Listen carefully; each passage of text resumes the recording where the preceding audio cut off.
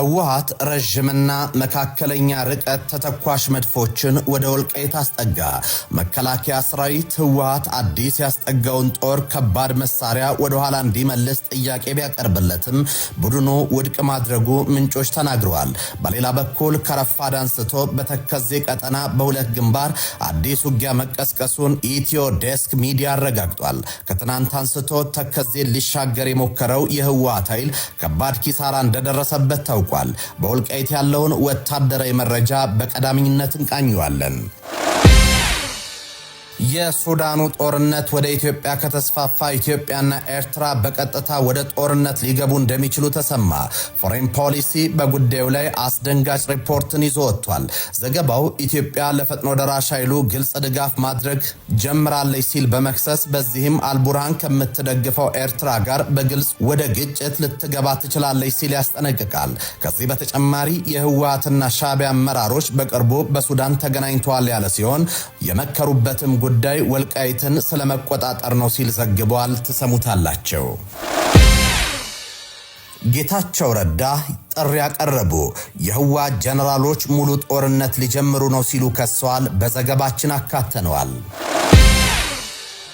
የአሜሪካው ጀነራል ከጠቅላይ ሚኒስትር አብይ አህመድ ጋር በ4 ኪሎ መከሩ። ከመከሩባቸው ጉዳዮች መሃል የቀይ ባህርና አባይ ጉዳይ እንዲሁም የሱዳን ጦርነት አሁናዊ ሁኔታ ይገኝበታል። ጠቅላይ ሚኒስትር አብይ ከጀነራሉ ባለፈው ከአሜሪካ ምክትል የውጭ ጉዳይ ሚኒስትር ጋርም ተወያይቷል። አንድ ወር ባልሞላ ጊዜ ውስጥ 6 የሚበልጡ የምዕራባውያን ሀገራት ከፍተኛ ባለስልጣናት በ4 ኪሎ የመከሩ ሲሆን አንዱ ጉዳይ ከኢትዮ ኤርትራ ውጥረት ጋር የሚያያዝ እንደሆነም ታውቋል። ታዳምጡታላችሁ። ጤና ይስጥልኝ። የኢትዮ ዴስክ ነው። የዕለቱን ዜናዎች ይዘን ቀርበናል። ቻናላችንን ላይክ፣ ሼር እና ሰብስክራይብ ታደርጉ ዘንድ በመጋበዝ ወደ ዝርዝር ጉዳዮቹ ተሻገርኩኝ። ህወሓት ረጅምና መካከለኛ ርቀት ተተኳሽ መድፎቹን ወደ ወልቃይት አስጠጋ። መከላከያ ሰራዊቱ ህወሓት አዲስ ያስጠጋውን ጦርና ከባድ መሳሪያ ወደ ኋላ እንዲመለስ ጥያቄ ቢያቀርብለትም ቡድኑ ውድቅ ማድረጉን ምንጮች ተናግረዋል። በሌላ በኩል ከረፋድ አንስቶ በተከዜ ቀጠና በሁለት ግንባር አዲስ ውጊያ መቀስቀሱን ኢትዮ ዴስክ ሚዲያ አረጋግጧል። አንደኛው ግንባር በተከዜ ቀጠና ምስራቅ ጠለምት ሚጫራ በተባለ ስፍራ ሲሆን ሁለተኛው ውጊያ የተቀሰቀሰበት ግንባር ደግሞ በምዕራብ ጠለምት አንበሳ መቃብር ተብሎ በሚጠራ አካባቢ ነው። በምስራቅ ጠለምት የተከፈተው ውጊያ የዘገባ እስከተጠናከረበት ሰዓት ድረስ የቀጠለ ሲሆን በምዕራብ ጠለምት የተከፈተው ተኩስ ግን ወዲያው መቆሙን ምንጮች አስረድተዋል። ከትናንት በስቲያ ሰኞ ህወሓት በጠለምት ጥቃት መክፈቱን ተከትሎ በወልቃይትና ጠለምት ቀጠና ወታደራዊ ውጥረቱ ቀጥሏል። በጠለምት ግንባር ያለው ውጊያ ሲቀጥል በወልቃይት ሁሉም መግቢያና መውጫ በሮች የኃይል ስምሪት እንቅስቃሴዎች በስፋት እየታዩ ነው። የኢትዮ ዴስክ ዝግጅት ክፍል በስፍራ ያለውን አሁናዊ ወታደራዊ ሁኔታ ምን እንደሚመስል ለማጣራት ሙከራም አድርጓል። ዝግጅት ክፍላችን ከአካባቢው ነዋሪዎች፣ አመራሮችና ከሰራዊት አባላት ባገኘው መረጃ የህወሓት ኃይሎች ከትናንት ምሽት አንስቶ ተጨማሪ ክፍለ ጦሮችን ወደ ወልቃይት እንዳስጠጉ ነግረውናል። ከዚህ ባለፈ ቡድኑ ረጅምና መካከለኛ ርቀት መወንጨፍ የሚችሉ መድፎችን ወደ ተከዜ ቀጠና አስጠግቷል። ምንጮች እንደሚሉት ህወሓት እነዚህ መድፎች ወደ ኋላ እንዲያሸሽ ከመከላከያ ሰራዊት በኩል ጥሪ ቢቀርብለትም ውድቅ አድርጎታል ብሏል። ይህ በእንዲህ እንዳለ በምስራቅ ጠለምት ሚጫራ በተባለ ስፍራ በቡድን መሳሪያዎች የታገዘ ውጊያ እንደተደረገ ተጠቁሟል። ሚጫራ የተባለው አካባቢ የድሮን ጥቃት የተፈጸመበት ቦታ አቅራቢያ የሚገኝ ቀበሌ ነው። በትናንቱ የድሮን ጥቃት የህወሓት ወታደሮችና ወታደራዊ መሳሪያዎች ላይ ከፍ ያለ ኪሳራ ማጋጠሙም ተረጋግጧል። በዚህ የድሮን ጥቃት አንድ ስማቸው ያልተጠቀሰ ከፍተኛ የህወሓት ወታደራዊ አመራር እንደቆሰሉም ምንጮች ተናግረዋል። ከዲማ እስከ ተከዜ ባሉ የትግራይ ክልል ትዩ ስፍራዎች ያለው ትኩሳት ከዕለት ወደ ዕለት እየጨመረ ሲሆን መጠነ ሰፊ ውጊያ የመቀስቀስ እድሉም ከጊዜ ወደ ጊዜ እየጨመረ መጥቷል። ኮሎኔል ደመቀ የሚመሩት ከፍተኛ ቁጥር ያለው የተከዜ ዘብ ወደ ተከዜ ወንዝ እንዲያቀና መታዘዙም ታውቋል። ምንጮች እንደገለጹት በትናንትናው ዕለት በሁመራ ከተማ ኮሎኔል ደመቀ ዘውዱ የመሩት አስቸኳይ ስብሰባ ተደርጎ የነበረ ሲሆን የተከዜ ዘብ ወደ ተከዜ እንዲያቀና የተወሰነውም በዚህ ስብሰባ እንደሆነ ታውቋል። የሱዳኑ ጦርነት ወደ ኢትዮጵያ ከተስፋፋ ኢትዮጵያና ኤርትራ በቀጥታ ወታደራዊ ጦርነት ውስጥ ሊገቡ እንደሚችሉ ተሰማ። ፎሬን ፖሊሲ በጉዳዩ ላይ አስደንጋጭ ሪፖርትን ይዞ ወጥቷል። ዘገባው ኢትዮጵያ ለፈጥኖ ደራሽ ኃይሉ ግልጽ ድጋፍ ማድረግ ጀምራለች ሲል በመክሰስ በዚህም አልቡርሃንን ከምትደግፈው ኤርትራ ጋር በግልጽ ወደ ጦርነት ልትገባ ትችላለች ሲል አስጠንቅቋል። ከዚህ በተጨማሪ የህወሓትና ሻዕቢያ አመራሮች በቅርቡ ሱዳን ተገናኝተዋል ያለ ሲሆን የመከሩበትም ጉዳይ ወልቃይትን ስለመቆጣጠር ነው ሲል ዘግቧል። ሻዕቢያና ህወሓት ከቅርብ ጊዜ ወዲህ ሱዳን ላይ በተደጋጋሚ ተገናኝተው የሚመክሩት የትግራይ ኃይሎች ወልቃይትን መቆጣጠር በሚችሉበት ሁኔታ ላይ መሆኑን ፎሬን ፖሊሲ ዘግቧል። ሱዳን ድንበር ላይ የሰፈረው የህወሓት አርሚ 70 ወልቃይትን ለመቆጣጠር ከሻዕቢያና ከሱዳኑ ጀነራል አልቡርሃን ሙሉ ድጋፍ እንደተሰጠውም ዘገባው ጠቅሷል። ከቀናት በፊት የህወሓት ሻዕቢያና ሱዳን ጦር ከፍተኛ አመራሮች ከወልቃይት ቅርብ ርቀት ላይ ሐምዳይት ላይ ተገናኝተው መምከራቸው ይታወቃል። የመከሩባቸው ሁለት ቁልፍ ጉዳዮች ሲሆኑ እነርሱም የሱዳኑ ጦርነትና የኢትዮጵያ መንግስት ማዳከም የሚሉ ጉዳዮች ናቸው። የሶስትዮሽ ጥምረት ወደ መፍጠርም የተሸጋገሩት ህወሓት፣ ሻዕቢያና የሱዳን ጦር በኢትዮጵያ መንግስት ላይ ተመሳሳይ አቋም ይዘዋል። ይህም የኢትዮጵያ መንግስት ለፈጥኖ ደራሽ ኃይሉ የሚያሳየው አጋርነትን እንዲያቆም ጫና መፍጠርም ዓላማቸው አድርጓል። ከዚህ ባለፈም የውስጥ ግጭቶች ላይ ቤንዚን በማርከፍከፍ የኢትዮጵያ መንግስት ጫና መጨመርም እንደሆነ ተጠቅሷል። በተለይም እንደ ወልቃይት ያሉ ቁልፍ ጂኦፖለቲካዊ ጠቀሜታ ያላቸው አካባቢዎችን መቆጣጠርና ታጣቂዎችን መደገፍ ላይ ትኩረትም አድርጓል ብሏል ዘገባው። የሻዕቢያ ህወሓትና አልቡርሃን ወታደራዊ ግንኙነት የኢትዮጵያ ሱዳንና ኤርትራ ድንበር የሆነውን ወልቃይትን በመቆጣጠር ላይ የተመሰረተ ነው ተብሏል።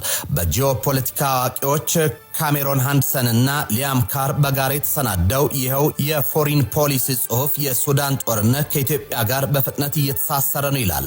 በተለይም የኢትዮጵያና ኤርትራ መንግስት በሱዳን የእርስ በርስ ጦርነት ውስጥ እጃቸውን ማስገባታቸውን ተንታኞች በስጋትነት አንስተዋል። በሱዳን ጦርነት ውስጥ በተለያየ ጎራ የተሰለፉት ጠቅላይ ሚኒስትር አብይና ኢሳያስ በሱዳን በኩል እጅ አዙር ወደ ቀጥተኛ ጦርነት ሊገቡ እንደሚችሉም ስጋታቸውን ጠቅሷል።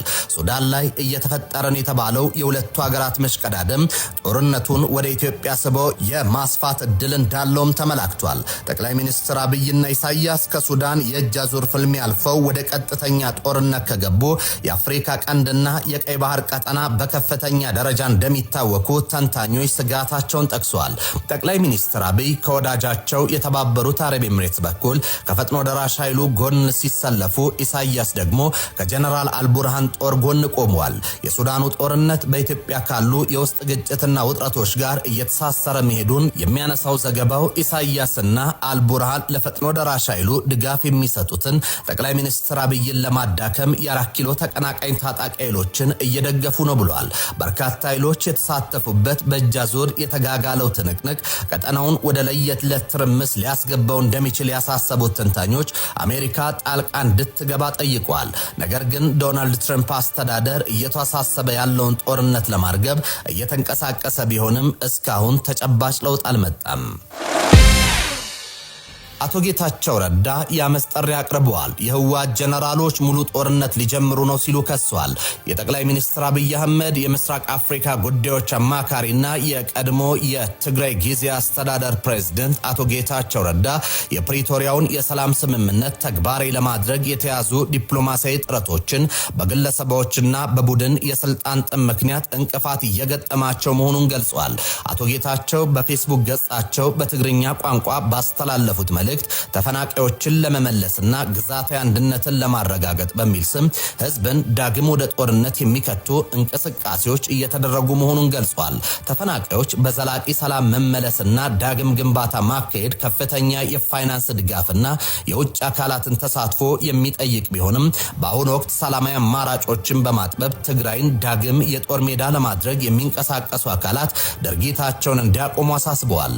የአመራሩን ወታደራዊ ስልት የተቹ ያመለከቱት አቶ ጌታቸው የወጣቱን ህይወት እንደ ዋነኛ መሳሪያ በመጠቀምና ያለ ከባድ መሳሪያ ሽፋን እግረኛ ሰራዊቱን ለከፍተኛ አደጋ የሚያጋልጥ አካሄድ እየተከተለ መሆኑን ጠቁመዋል። ይህም ወታደራዊ አመራሩን አለን ለማለት ብቻ የሚከፍለው ትርጉም የለሽ መስዋዕትነት መሆኑን ገልጿል። ተጋዳላዩ ህዝባዊ ዓላማውን ለርካሽ የፖለቲካ ሸቀጥ እንዳይለውጥ ጥንቃቄ እንዲያደርግም የጠየቁት አቶ ጌታቸው በከፍተኛ መስዋዕትነት የተገኘውን የፕሪቶሪያ ስምምነት በሰላማዊ መንገድ እንዲተገበርና ተጨማሪ ሰው ህይወት እንዳይጠፋ ተጋዳላዩ ተቃውሞን እንዲያሰማ ጥሪ አቅርበዋል። በመጨረሻም ፖለቲካዊና ወታደራዊ መሪው አሁን የጀመሩትንና ወደ ሙሉ ጦርነት ሊያመራ የሚችለውን እንቅስቃሴ በአስቸኳይ እንዲያቆሙ በማሳሰብ ራሳቸው የለኮሱትን ራሳቸው ይሙቁ ሲሉ መልእክታቸውን ደምድመዋል። የአሜሪካው ጀነራል ከጠቅላይ ሚኒስትር አብይ አህመድ ጋር በ4 ኪሎ መከሩ። ከመከሩባቸው ጉዳዮች መሃል የቀይ ባህርና አባይ ጉዳይ እንዲሁም የሱዳኑ ጦርነት አሁናዊ ሁኔታ ይገኝበታል። ጠቅላይ ሚኒስትር አብይ ከጀነራሉ ባለፈ ከአሜሪካ ምክትል የውጭ ጉዳይ ሚኒስትር ጋርም ተወያይቷል። አንድ ወር ባልሞላ ጊዜ ውስጥ 6 የሚበልጡ የምዕራባውያን ሀገራት ከፍተኛ ባለስልጣናት በ4 ኪሎ የመከሩ ሲሆን ይህም ከኢትዮ ኤርትራ ውጥረት ጋር የሚያያዝ እንደሆነ ታውቋል።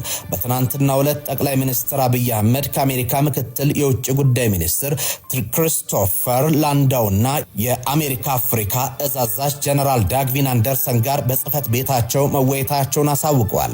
ጠቅላይ ሚኒስትር አብይ አህመድ በማህበራዊ ትስስር ገጻቸው በሰፈሩት መልእክት በጽህፈት ቤታችን ከተገኙት ላንዳውና ከጀነራል ዳግቪን አንደርሰን ጋር ተወያይተናል ብለዋል።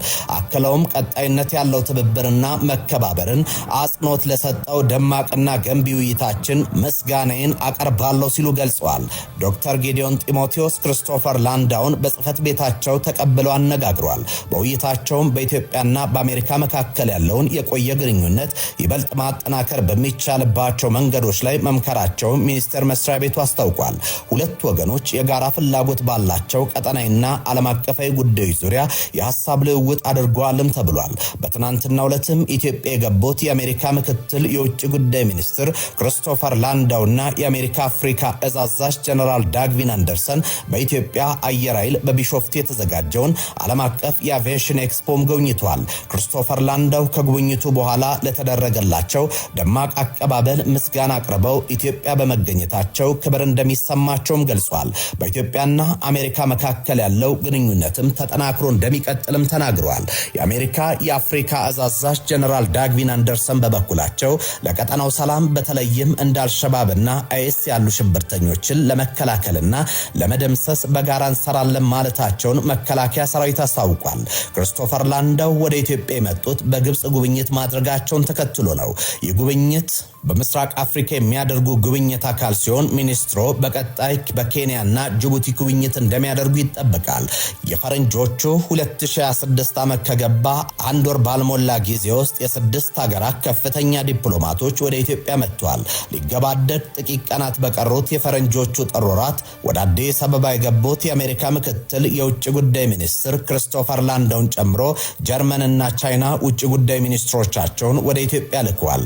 የፈረንጆቹ አዲስ ዓመት ከባተ በኋላ ወደ ኢትዮጵያ በመምጣት ቀዳሚ የሆኑት የኦማን ምክትል የውጭ ጉዳይ ሚኒስትር ሼክ ካሊፋ ቢን አሊ አልሃርቲ ናቸው።